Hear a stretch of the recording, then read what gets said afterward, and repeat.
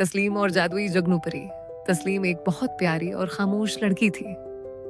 उसे रात के वक्त जगनू देखना बहुत पसंद था।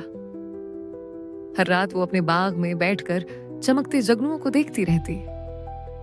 एक रात अचानक एक जुगनू बाकी सबसे ज्यादा चमकने लगा। वो आहिस्ता आहिस्ता तस्लीम के करीब आया और फिर अचानक एक नन्ही सी जादुई परी में बदल गया। परी ने मुस्कुराकर कहा, हेलो तस्लीम, मैं जुगनू परी हूं।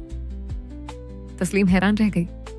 फिर परी उसे एक जादुई बाग में ले गई जहां हर तरफ चमकते फूल, सुनहरी तितलियां और रोशनी के दरख्त थे। तस्लीम खुशी से सब कुछ देखने लगी। अचानक उसने देखा एक नन्ही बच्ची अकेली बैठी रो रही है। तस्लीम फौरन उसके पास गई और मोहब्बत से उसका हाथ पकड़ लिया। ये देखकर जुगनू परी बहुत खुश हुई। परी ने कहा, जो दूसरों के दिल रोशन करते हैं उनकी जिंदगी हमेशा जगमगाती रहती है। फिर पूरा बाग जगनुओं की रोशनी से चमकने लगा। तस्लीम आसमान की तरफ देखकर मुस्कुराने लगी। सबक, दूसरों को खुशी देने वाले लोग हमेशा रोशनी बांटते हैं।